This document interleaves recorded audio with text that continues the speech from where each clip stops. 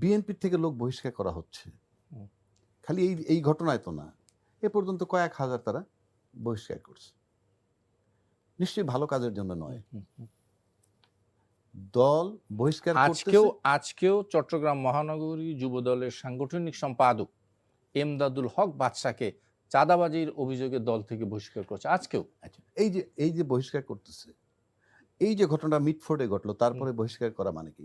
এগুলো কিন্তু এডমিট করে যে এই ঘটনাগুলো আমরা করছি, আমার লোকেরা করছে বইলা। বহিষ্কার করলে শুধু এডমিট করবে কেন বলছেন? তার তো পদ পদবি ছিল, আমি তো রাজনীতির সাথে ছিল। আমি তো ওইটাই বলতেছি, তারা যে করছে সেটা আরো জোরালো হয় বহিষ্কার করার পর। অর্থাৎ তা কেন হবে?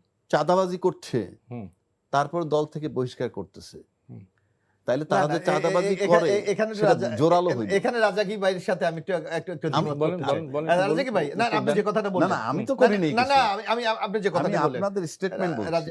রাজাকি ভাই, মানুষ একটা লোক দায়িত্বে আছে, যারা সব লোক তো আপনার সমান না, দায়িত্ব যাদেরকে আমরা যদি যেমন আপনি যে প্রফেশনে আছেন, সব আপনাদের মধ্যে তো মাঝে মাঝে দেখি বুয়া উকিল ধরা পড়ে, অর্থাৎ এটা আপনার প্রফেশনের দোষ। না না না, আমি ওটা বলি নাই। আপনি যখন বিএনপি থেকে বহিষ্কার করেন, সেই লোকটা তো বিএনপির লিস্টে আছে। কে? যাকেই বহিষ্কার করেন, আপনি তো গয়রহ বহিষ্কার করতে পারবেন না, সব তো আপনার না। আপনি তো বহিষ্কার করবেন যে আপনার দলের পদ হোল্ড করে।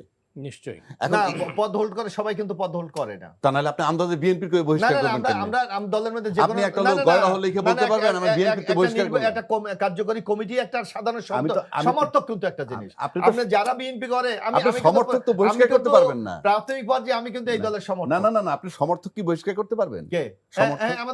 আমার যদি একটা সমর্থক বহিষ্কার করে কেমনে?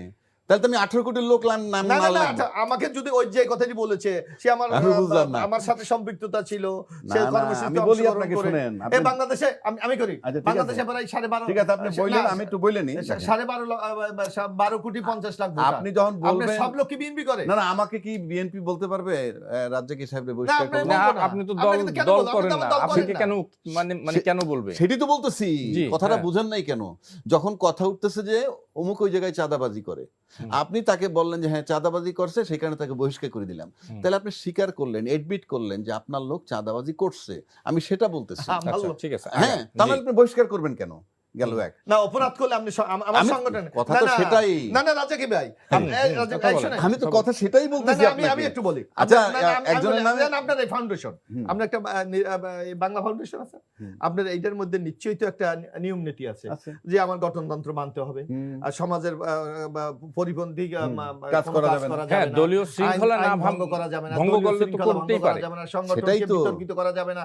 এখন এই ঘটনায় যদি আমি কারো কাছে, কেউ আমার সমর্থক, কেউ আমার দল করে, কেউ যদি এই অভিযোগে অভিযুক্ত হয়, তার বিরুদ্ধে ব্যবস্থা নেওয়ার রাইট তো তার আছে সংবিধান ভাবে। সেটা তো যে আমার সাথে কাগজে কলমে ইনভলভ থাকবে আমার প্রতিষ্ঠানে, যে আমার প্রতিষ্ঠানে কোনোভাবে ইনভলভ না, জি আপনি আগান, হ্যাঁ বুঝতে পারছি, আপনাদের এই বহিষ্কার দিয়ে প্রমাণ করে যে চাঁদাবাজিটা আপনাদের লোকেরা করছে, আমি সেটা বলছি।